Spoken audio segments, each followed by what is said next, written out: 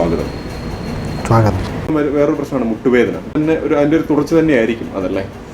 മുട്ടുവേദന പല റീസൺ കൊണ്ടാണ് നമ്മൾ വന്നത്. സോ ഒന്നിപ്പം നമ്മൾ പറഞ്ഞത് ഓസ്റ്റോപൊറോസിസ്. അത് ഓസ്റ്റോപൊറോസിസ് എന്ന് പറയുമ്പോൾ ശരിക്കും പറഞ്ഞു കഴിഞ്ഞാൽ നമ്മുടെ ഏറ്റവും കോമൺ ആയിട്ട് എഫക്റ്റ് ചെയ്യുന്നത് വെയിറ്റ് ബെയറിംഗ് ബോൺസിലാണ്, അതായത് വെയിറ്റ് വരുന്ന എല്ലുകളിൽ.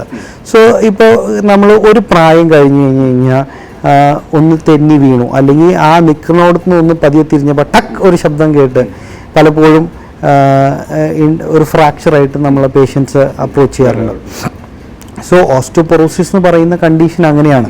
അതായത് എല്ലൊടിയാനായിട്ട് അവർക്ക് വലിയ ഫോഴ്സ് വേണ്ട, കാരണം അവരുടെ bone it's called brittle bone. മനസ്സിലായോ? മതി. സോ ഏറ്റവും കോമൺ ആയിട്ട് നമ്മൾ കണ്ടുവരുന്ന ഫ്രാക്ചേഴ്സാണ് ഒന്ന് കൈത്തണ്ട്, റിസ്റ്റ്, രണ്ടാമത് നട്ടല്, മൂന്നാമത്തത് എളി. സോ ഒരു പേഷ്യൻറ്റിന് റിസ്റ്റ്, നട്ടല്, എളി ഫ്രാക്ചർ വരുമ്പോൾ തന്നെ നമ്മൾ ഓസ്റ്റോപൊറോസിസ് എന്ന് പറഞ്ഞ കണ്ടീഷൻ നമ്മുടെ മനസ്സിലുണ്ടാവണം.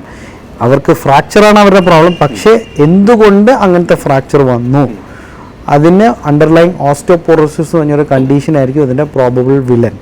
സോ ഇപ്പോൾ നമ്മൾ ട്രീറ്റ് ചെയ്യാൻ നമ്മുടെ അടുത്ത് ട്രീറ്റ്മെൻറ്റ് തേടുന്ന ആ പേഷ്യൻസ് നമ്മൾ ആ ഫ്രാക്ചർ നമ്മൾ ഫിക്സ് ചെയ്ത് കൊടുക്കും. പക്ഷേ ഞാൻ ആ ഓസ്റ്റോപൊറോസിസ് ട്രീറ്റ് ചെയ്തില്ലെങ്കിൽ ആ ബോൺ പിന്നെയും വീക്കാണ്, ഫ്യൂച്ചറിൽ പിന്നെയും വീണ് രണ്ടാമത് ഒടിയാൻ സാധ്യതയുണ്ട്.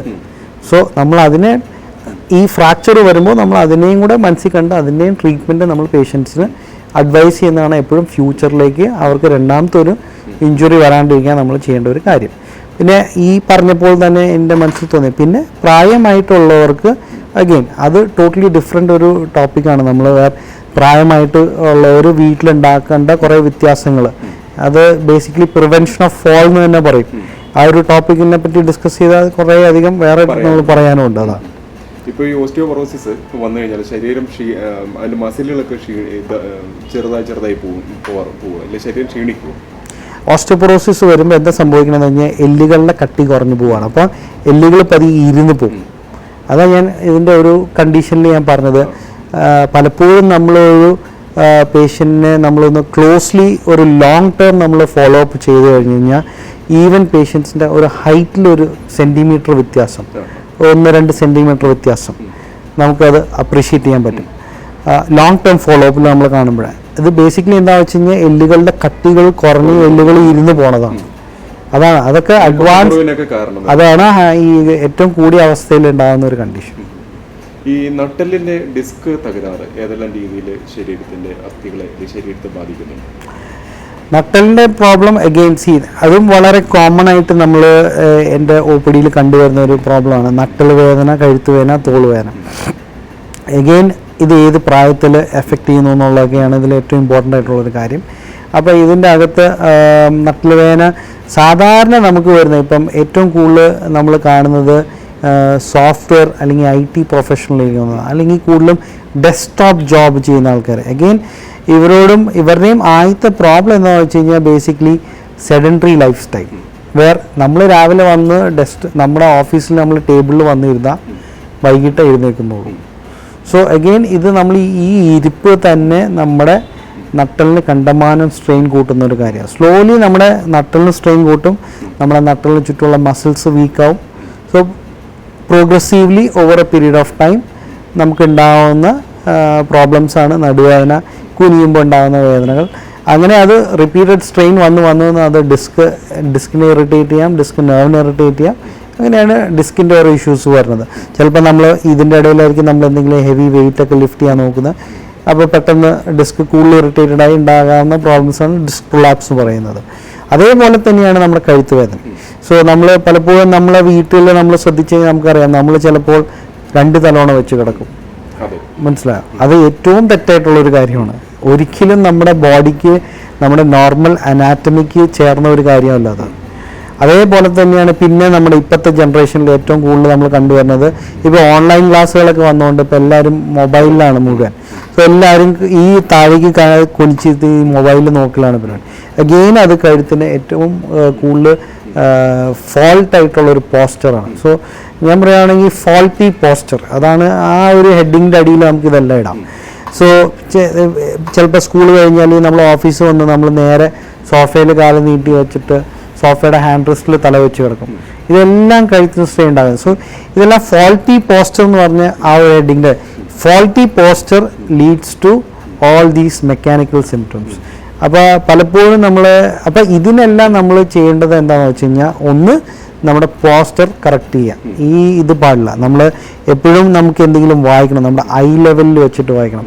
ഞാൻ എപ്പോഴും പേഷ്യൻസിനോട് ഒരു എക്സാമ്പിൾ പറയാറുണ്ട്. നമ്മൾ ഒരു സിനിമാ തിയേറ്ററിൽ പോയി കഴിഞ്ഞ് കഴിഞ്ഞാൽ, എല്ലാവരും സിനിമാ തിയേറ്ററിൽ പോയി സിനിമ കാണാം. ഏറ്റവും ഫസ്റ്റ് റോളിൽ ഇരിക്കുന്ന ആൾ എന്തായാലും സ്ക്രീൻ ഈ ലെവലിലായിരിക്കും ഇരിക്കുന്നത്. ഒരിക്കലും നമ്മൾ ഇങ്ങനെ ഇരുന്ന് ഒരു തിയേറ്ററിലും ഒരു സീറ്റിലും, ഏറ്റവും മേലത്തെ സീറ്റ് താഴെ സീറ്റിലും നമ്മൾ ഇങ്ങനെ ഇരുന്ന് ഒരിക്കലും കാണില്ല. അത് അതിൻ്റെ ഡിസൈൻ തന്നെ അങ്ങനെയാണ്.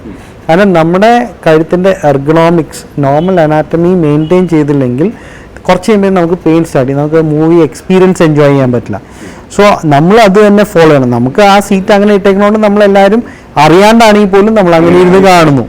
പക്ഷെ നമ്മളിത് വീട്ടിൽ ഫോളോ ചെയ്യുന്നില്ല, അല്ലെങ്കിൽ നമ്മുടെ ഓഫീസിൽ ഫോളോ ചെയ്യുന്നില്ല. അത് തന്നെ റിപ്പീറ്റഡ് ആയിട്ട് ഉണ്ടാക്കാവുന്ന മസിൽ ഇഞ്ചുറീസ് ഉണ്ടാക്കാവുന്ന പെയിൻസ് ആണ് ഇതെല്ലാം. സോ ഇതെല്ലാം അഗെയിൻ പോസ്റ്റർ കറക്റ്റ് ചെയ്യുക, എക്സസൈസ്. ഞാൻ ഇപ്പോഴും എൻ്റെ ഒരു ഇമ്പോർട്ടൻ്റ് ആയിട്ട് പറഞ്ഞാൽ ഹെൽത്തി ലൈഫ് സ്റ്റൈൽ, എക്സസൈസ്. അവിടെയാണ് അതിന് കൂടുതൽ ഇമ്പോർട്ടൻസ് ഉള്ളത്. വ്യായാമത്തിന് ശരിക്കും പറഞ്ഞാൽ നല്ലൊരു പ്രാധാന്യം കൊടുക്കണം. 100%. നമ്മുടെ മസിലിൻ്റെ സ്ട്രെങ്ത്തിനും ബോൺ സ്ട്രെങ്ത്തിനും ഏറ്റവും ഇമ്പോർട്ടൻ്റ് ആയിട്ടുള്ള ഒരു കാര്യമാണ് എക്സസൈസ്. സോ വേറെ നമ്മൾ മെഡിസിൻസ് കഴിച്ചിട്ട് നമുക്ക് നാച്ചുറൽ ആയിട്ടുള്ള രീതിയിൽ നമുക്ക് ചെയ്യാവുന്ന കാര്യം എക്സസൈസാണ്. സോ അത് നമ്മുടെ ഹെൽത്തിന് വേണ്ടി നമുക്ക് ചെയ്യാവുന്ന ഏറ്റവും മിനിമം ആയിട്ടുള്ളൊരു കാര്യമാണ് എക്സസൈസ്. ഈ ആർത്രൈറ്റിസും ഇതുപോലെ സ്ത്രീകളെ ബാധിക്കുന്ന ഏറ്റവും വലിയൊരു പ്രശ്നമാണ് ആർത്രൈറ്റിസ്. എന്തൊക്കെയാണ് അതിനുള്ള കാരണങ്ങൾ? ആർത്രൈറ്റിസ് എന്ന് പറഞ്ഞ കണ്ടീഷൻ ബേസിക്കലി നമ്മൾ തേയ്മാനം എന്ന് പറയുന്ന ഒരു കണ്ടീഷനാണ്. അപ്പം തേയ്മാനത്തിനെ പറ്റി പറയുകയാണെങ്കിൽ ഇറ്റ്സ് ഒരു വലിയ ടോപ്പിക്കാണ്. തേയ്മാനം എന്ന് പറയുന്നത് പല കണ്ടീഷനും കൊണ്ടുണ്ടാകുന്ന തേയ്മാനങ്ങളുണ്ട്. ഒന്ന് നാച്ചുറലായിട്ട് പ്രത്യേകിച്ച് റീസൺ ഒന്നുമില്ല പ്രായമായിട്ടുണ്ടാകുന്ന തേയ്മാനം. രണ്ടാമത്തത് എന്തെങ്കിലും അസുഖങ്ങൾ കൊണ്ടുണ്ടാകുന്ന തേയ്മാനം, ലൈക്ക് വാദം അല്ലെങ്കിൽ ഗൗട്ട്, യൂറിക് ആസിഡിൻ്റെ കണ്ടീഷൻ, ഇങ്ങനത്തെ കൊണ്ടുണ്ടാകുന്ന തേയ്മാനം. മൂന്നാമത്തത് എന്തെങ്കിലും പരിക്കുകൾ പറ്റിയിട്ട് നമ്മൾ നെഗ്ലക്റ്റ് ചെയ്തിട്ടുണ്ടാകുന്ന തേയ്മാനം. ഇപ്പോൾ ഫോർ എക്സാമ്പിൾ മുട്ടിൻ്റെ അകത്ത് എന്തെങ്കിലും ലിഗമെൻറ്റ് പൊട്ടിയിട്ട് നമ്മൾ അതിന് ട്രീറ്റ്മെൻറ്റ് നമ്മൾ പ്രോപ്പറായിട്ട് എടുക്കാതെ നടക്കുമ്പോൾ ഓരോ പ്രാവശ്യം മുട്ട് സ്ലിപ്പാവുന്ന പോലെ ഫീൽ ചെയ്ത് ഓരോ പ്രാവശ്യം എല്ലുകൾ ഉറഞ്ഞിട്ടുണ്ടാകുന്ന തേയ്മാനം. സോ ഇങ്ങനെ പല കണ്ടീഷൻ കൊണ്ടുണ്ടാകുന്ന തേയ്മാനം. പ്രായമായിട്ട് ഏറ്റവും കോമൺ ആയിട്ട് ഉണ്ടാകുന്ന തേയ്മാനം എന്ന് പറഞ്ഞത് ഓസ്റ്റിയോപൊറോസിസും ഇതിൻ്റെയൊക്കെ കാരണം കൊണ്ടുണ്ടാകുന്ന തേയ്മാനങ്ങളാണ്. സോ തേയ്മാനം നമ്മൾ ഏത് സ്റ്റേജിലാണ്, ഇതിപ്പോൾ നമ്മൾ യൂഷ്വലി സിംറ്റംസ് നോക്കി ക്ലിനിക്കലി പേഷ്യൻറ്റിനെ പരിശോധിച്ച് നോക്കി എക്സ്റേ എടുത്ത് നമ്മൾ ഏത് സ്റ്റേജിലാണ് എന്ന് വെച്ചിട്ടാണ് നമ്മൾ ട്രീറ്റ്മെൻറ്റ് സാധാരണ പേഷ്യൻസിന് നമ്മൾ അഡ്വൈസ് ചെയ്യാറ്. സോ തേയ്മാനം 4 സ്റ്റേജിലുണ്ട്. നമുക്ക് ആദ്യത്തെ 2 സ്റ്റേജ് അഗെയിൻ നമ്മുടെ തേയ്മാനത്തിന് ഏറ്റവും സിമ്പിളായിട്ട് നമ്മൾ ചെയ്യേണ്ടത് എക്സസൈസാണ്. എക്സസൈസ് ചെയ്ത് മസിലിനെയൊക്കെ ബലപ്പെടുത്തി കഴിഞ്ഞ് കഴിഞ്ഞാൽ ഒരു പരിധി വരെ നമുക്ക് നമ്മുടെ മുട്ടിലുണ്ടാകുന്ന തേയ്മാനത്തിൻ്റെ വേഗതയെ നമുക്ക് കുറയ്ക്കാം. സെക്കൻഡ് സ്റ്റേജിൽ നിന്ന് 3rd, 4th ആകുന്ന സ്റ്റേജിലേക്ക് നമുക്ക് പ്രിവെൻറ്റ് ചെയ്യാം. 4th സ്റ്റേജിൽ ജനറലി നമുക്ക് സർജറി മാത്രമേ വർക്ക് ചെയ്യുള്ളൂ. വേറെ ഒരു ട്രീറ്റ്മെൻറ്റും ഒരു ഫുൾ പ്രൂഫ് ട്രീറ്റ്മെൻറ്റ് ഇല്ല. മരുന്നുകളോ കഷായമോ ഇഞ്ചക്ഷനോ ഒന്നും വർക്ക് ചെയ്യില്ല. പിന്നെ നമുക്ക് ചെയ്യാവുന്ന കുറച്ച് കാര്യങ്ങൾ അഗെയിൻ ലൈഫ് സ്റ്റൈൽ മോഡിഫിക്കേഷൻ നമ്മൾ പറയും. വേറെ മുട്ടിന് സ്ട്രെയിൻ വരുത്തുന്ന കുറച്ച് ആക്ടിവിറ്റീസ്, ലൈക്ക് നമ്മൾ ഏറ്റവും കോമൺ ആയിട്ട് പറയുന്നത് കുന്തുകാലിലിരിക്കുക, മുട്ടുകുത്തുക, ചമ്പറം പടിഞ്ഞിരിക്കുക. പിന്നെ ഏറ്റവും ഇതെല്ലാം അവോയ്ഡ് ചെയ്യാൻ നമ്മൾ സജസ്റ്റ് ചെയ്യാറുണ്ട്. പിന്നെ പറയുന്ന ഏറ്റവും ഇമ്പോർട്ടൻറ്റ് കാര്യം ലെവലില്ലാത്തോട്ട് നടക്കുക, സ്റ്റെപ്പ് കയറി ഇറങ്ങുക. അതാണ് നമ്മുടെ ഒരു ലൈഫ് സ്റ്റൈലിൽ നമുക്ക് ഏറ്റവും മാറ്റാൻ പ്രയാസം. കാരണം നമ്മുടെയൊക്കെ വീഡിയോ എന്ന് പറഞ്ഞാൽ ചിലപ്പോൾ 1-2 നിലകളായിരിക്കും. ചിലപ്പോൾ നമ്മുടെ മുന്നിലുള്ള സ്ഥലങ്ങളൊക്കെ അൺഈവൻ സർഫസ് ആയിരിക്കും. അപ്പോൾ പലപ്പോഴും നമുക്ക് കയറി ഇറങ്ങേണ്ട ഒരു ആവശ്യമുണ്ട്. ഇതെല്ലാം നമ്മുടെ ആദ്യകാലങ്ങളിൽ നമുക്കൊരു വിഷൻ ഇല്ലാണ്ട് നമ്മൾ ഈ 2-3 നില പണിയുമ്പോൾ ഉണ്ടാവുന്ന പ്രശ്നങ്ങളാണ്. അപ്പോൾ പ്രായമായി കഴിയുമ്പോൾ ഇത് കയറി ഇറങ്ങലൊക്കെ ഒരു വലിയൊരു ടാസ്ക്കാണത്. സോ അതാണ് നമുക്ക് എപ്പോഴും അവോയ്ഡ് ചെയ്യാൻ കുറച്ച് പ്രയാസം. സോ ജനറലി ഞാൻ പറയുകയാണെങ്കിൽ നമ്മളൊരു ഡെയിലി ഒരു 20 times ഒക്കെ കയറുണ്ടെങ്കിൽ അതൊരു മിനിമൈസ് ചെയ്യുക. എത്ര മിനിമൈസ് ചെയ്യാൻ പറ്റുമോ അത്രയും മുട്ടിന് ലോഡ് കുറയ്ക്കുക. പിന്നെ എക്സസൈസ്. പിന്നെ മുട്ടിൻ്റെ വളവുകൾ സ്റ്റാർട്ട് ചെയ്യണമെങ്കിൽ മുട്ടിൻ്റെ വളവുകൾ കറക്റ്റ് ചെയ്യാവുന്ന ഏർലി സ്റ്റേജിൽ നമുക്ക് കറക്റ്റ് ചെയ്യാവുന്ന ടൈപ്പ് കുറച്ച് ബെൽറ്റുകൾ, ബ്രേസുകളുണ്ട്. അതൊക്കെ വെച്ച് കഴിഞ്ഞ് കഴിഞ്ഞാൽ ഒരു പരിധി വരെ നമുക്ക് മുട്ടിൻ്റെ തേയ്മാനത്തിൻ്റെ വേഗത കുറയ്ക്കാം. ഇപ്പോൾ സാറ് പറഞ്ഞ പോലെ ഈ സ്റ്റെപ്പുകൾ കയറി ഇറങ്ങുന്നത് ഒരു എക്സർസൈസ് ആയിട്ട് പലരും എടുക്കാറുണ്ട്. വീടിൻ്റെ ഒരു 10-30 മിനിറ്റ് മുകളിലേക്ക് താഴേക്ക് ഇറങ്ങുക, അത് നല്ലതാണോ ശരിക്കും? സോ അഗെയിൻ നമ്മൾ അങ്ങനത്തെ എക്സസൈസ് കൂടുതൽ കാർഡിയാക് എക്സസൈസ് ആണ്, ഹാർട്ടിന് വേണ്ടിയിട്ടുള്ള എക്സസൈസ് ആണ്. അഗെയിൻ മുട്ടുവേദനയില്ല, മുട്ടുവേദനയില്ല, മുട്ടിന് വളവില്ല, അങ്ങനത്തെ ഒരാൾക്ക് പ്രോബ്ലം ഒന്നുമില്ലെങ്കിൽ അത് ചെയ്യുന്നതിന് പ്രോബ്ലം ഒന്നുമില്ല. അത് ചെയ്തു എന്ന് വെച്ചിട്ട് വേറെ തേയ്മാനമൊന്നും ഫ്യൂച്ചറിലേക്ക് വരാൻ പോകുന്നൊന്നുമില്ല. ഇപ്പം ഞാനിന്നൊരു എല്ലാ ദിവസവും വെച്ചിട്ട് ഒരു 30 പ്രാവശ്യം കയറി ഇറങ്ങുന്ന ഒരു ഓവർ പീരീഡ് ഓഫ് 5-10 years ചെയ്തെന്ന് വെച്ചാൽ എനിക്ക് മുട്ടുവേദന വരണമെന്ന് നിർബന്ധമില്ല. മുട്ടുവേദന ഉള്ളവർ ഇങ്ങനത്തെ ആക്ടിവിറ്റീസ് അവോയ്ഡ് ചെയ്യുന്നതാണ് നല്ലത്. പിന്നെ മുട്ടുവേദന ഉള്ളവരോട് ഇപ്പം ഞാൻ എക്സസൈസ് ചെയ്യാൻ പറഞ്ഞു കഴിഞ്ഞാൽ പലപ്പോഴും അവർക്ക് പ്രയാസമായി, അവരോട് 5 അടി നടക്കാൻ പറഞ്ഞാൽ പോലും അങ്ങനത്തെ ഒരു സ്റ്റേജ് വരും. ആ ഒരു സ്റ്റേജ് വന്നു കഴിഞ്ഞാൽ ഡെഫിനറ്റ്ലി സർജറിയാണ് നടക്കുകയുള്ളൂ. പിന്നെ ചിലവർക്ക് കുറച്ചും കൂടെ പ്രൊലോങ് ചെയ്യാൻ താല്പര്യമുണ്ടാവും, എങ്കിലും എന്നോട് എന്തെങ്കിലും എക്സസൈസ് ചെയ്യാമോ എന്ന് ചോദിച്ചാൽ യെസ്, ഡെഫിനറ്റ്ലി ചെയ്യാം. സ്വിമ്മിങ് ആണ് ഏറ്റവും നല്ല എക്സസൈസ്. പിന്നെ ചെയ്യാവുന്നതാണ് സൈക്ലിംഗ്, ഇതായിരിക്കും കുറച്ചും കൂടെ. അപ്പോൾ അത് തന്നെ, അപ്പോൾ കുറച്ച് മുട്ടിൻ്റെ മസിലിനെ നമുക്ക് അവർക്ക് വർക്കപ്പ് ചെയ്യാൻ പറ്റും. ഈ ശരീരത്തിൽ ഉണ്ടാകുന്ന നീർക്കെട്ടുകളുണ്ട്, ഇപ്പോൾ കഴുത്തിലും അല്ലെങ്കിൽ തോളിലൊക്കെ, ഈ നീർക്കെട്ടുകൾ അസ്ഥിയുടെ ആരോഗ്യത്തെ ബാധിക്കുന്നുണ്ടോ? അസ്ഥികൾ എന്ന് പറയുന്നതാണ് ബേസിക് ആയിട്ടുള്ള സ്കെൽറ്റൽ ഫ്രെയിം വർക്ക്. ഈ സ്കെൽറ്റൽ ഫ്രെയിം വർക്കിൽ ഇതിൻ്റെ അകത്താണ് എല്ലാ പേശികളും വന്ന് ഒട്ടുന്നത്. സ്വാഭാവികമായിട്ടും ഈ പറയുന്ന നീർക്കെട്ടുകൾ മസിൽസിലാണ് ഉണ്ടെങ്കിലും ഈ മസിൽസ് ഏതൊക്കെ സന്ധികളിൽ പോയി ഒട്ടുന്നുണ്ടോ അല്ലെങ്കിൽ അറ്റാച്ച് ചെയ്യുന്നുണ്ടോ ആ മസിലുകൾക്ക് നീർക്കെട്ടും വേദന വരുമ്പോൾ സ്വാഭാവികമായിട്ടും നമ്മൾ ആ സന്ധികൾ അനക്കുമ്പോൾ അതിനോടനുബന്ധമായിട്ടുള്ള വേദനകൾ നമുക്ക് പലപ്പോഴും അനുഭവപ്പെടാറുണ്ട്. ഈ നമ്മുടെ ഈ അസ്ഥികളുടെ ആരോഗ്യത്തിന് ഭക്ഷണക്രമത്തിൽ എന്തെങ്കിലും മാറ്റങ്ങൾ വരുത്തുന്നു? അല്ലെങ്കിൽ ഡയറ്റിൽ കാൽസ്യം ഒക്കെ ആഗിരണം ചെയ്യുന്ന രീതിയിലുള്ള ഭക്ഷണങ്ങൾ ഉൾപ്പെടുത്തേണ്ടതായിട്ടുണ്ടോ? ഉറപ്പായിട്ടും. ഞാൻ അതിൻ്റെ ഇമ്പോർട്ടൻസ് ആണ് കുറച്ച് മുമ്പ് ഞാൻ പറഞ്ഞത്. നമ്മൾ പറഞ്ഞില്ലേ, നമ്മൾ പ്രായമായിട്ടുള്ള എല്ലാവർക്കും ഒരു കാൽസ്യം ഗുളിക കഴിച്ചു കഴിഞ്ഞാൽ എല്ലിൻ്റെ കട്ടി കുറഞ്ഞത് കട്ടിയാവുമെന്ന് നമ്മൾ വിശ്വസിക്കുന്നത് നമ്മൾ മണ്ടന്മാരാണ്. നമ്മൾ ഡയറ്റിൽ കൂടുതൽ അത് ഇമ്പ്രൂവ് ചെയ്യാൻ നോക്കുക. സോ കാൽസ്യം സപ്ലിമെൻറ്റ് യെസ്, അത് ഡെഫിനറ്റ്ലി അതൊരു ചെറിയ പാർട്ടേ ആയിട്ടുള്ളൂ. അതിൽ നമ്മുടെ ഡയറ്റിൽ നമുക്ക് ചെയ്യാവുന്ന ഏറ്റവും നല്ല കാര്യം ചെറുമീനുകൾ, ഈ സാൽമൺ അങ്ങനത്തെ മീനുകളൊക്കെ വളരെ നല്ലതാണ്. മുള്ളുള്ള മീനുകളൊക്കെ വളരെ എല്ലുകളുടെ അസ്ഥി കൂട്ടാൻ നല്ലതാണ്. പിന്നെ വരുന്നത് മുട്ടയുടെ വെള്ള, ഉണ്ണിയല്ല മുട്ടയുടെ വെള്ള, പാലിൻ്റെ പ്രൊഡക്ട്സ്, ചീസ്, പിന്നെ ഇലക്കറികൾ, ഇതെല്ലാമാണ് കൂടുതലും നമ്മുടെ മസിൽസിനും എല്ലുകൾക്കെല്ലാം ബലം കൂടാൻ സഹായിക്കുന്ന കുറച്ച്. ഒരു പരിധിവരെ പയറ്, പരിപ്പ്, കടല, പ്രോട്ടീൻസ്, സോയ, ഇതെല്ലാം വളരെ നല്ല ഇതാണ്. പിന്നെ നമ്മുടെ ഇപ്പോഴത്തെ പിന്നെ കുറച്ചും കൂടെ ഞാൻ പറയുകയാണെങ്കിൽ നമ്മുടെ ലൈഫ് സ്റ്റൈലിൽ വരാവുന്ന വേറെ സോഫ്റ്റ് ഡ്രിങ്ക്സ് കൂടുതലും എല്ലുകളെ ബലം കുറയ്ക്കുന്ന ഒരു കണ്ടീഷനാണ്.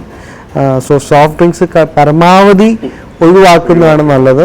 പിന്നെ ഓഫ് കോഴ്സ് സ്മോക്കിംഗ്, ആൽക്കഹോൾ, ഇതെല്ലാം നമ്മുടെ എല്ലുകൾ നല്ല മൊത്തമായിട്ടുള്ള ഹെൽത്തിനെ ഡിറ്റീറിയേറ്റ് ചെയ്യാനുള്ളൊരു ഉപകരണങ്ങളാണ്. ആൻഡ് പിന്നെ അതല്ലാതെ വരുന്നത് ആൽക്കഹോളും സിഗരറ്റും സ്മോക്കിംഗ്, അതും നമ്മുടെ ബോൺ ഹെൽത്തിനും നമ്മുടെ മസിൽസിന് വളരെയായിട്ട് മോശം ഉണ്ടാക്കുന്ന ഒരു കാര്യമാണ്.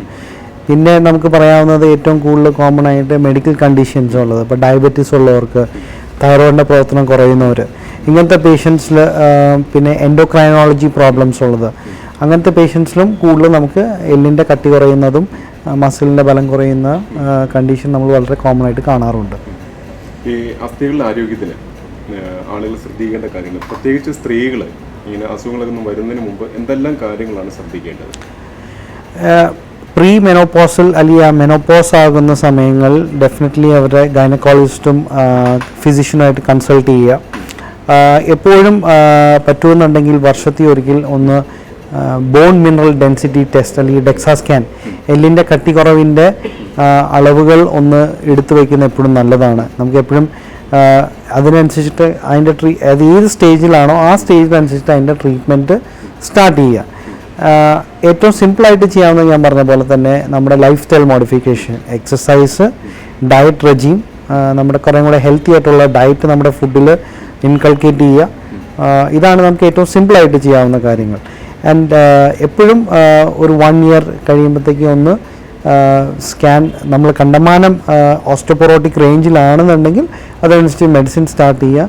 അതിൻ്റെ ഇമ്പ്രൂവ്മെൻറ്റ് അറിയാനായിട്ട് വൺസ് ഇൻ 6 months അല്ലെങ്കിൽ 1 year നമ്മൾ റിപ്പീറ്റ് സ്കാൻ എടുത്തിട്ട് നമ്മുടെ അതിനനുസരിച്ചുള്ള ചേഞ്ചസ് നമ്മൾ വരുത്തണം. സോ എപ്പോഴും നമ്മൾ ആ ഒരു ഏജ് ഗ്രൂപ്പിലായി കഴിഞ്ഞ് കഴിഞ്ഞാൽ എപ്പോഴും നമ്മൾ നമ്മുടെ ഗൈനക്കും ഒരു ഫിസിഷ്യനുമായിട്ട് കൺസൾട്ടേഷനിൽ നിൽക്കുന്നതാണ് എപ്പോഴും നല്ലത്.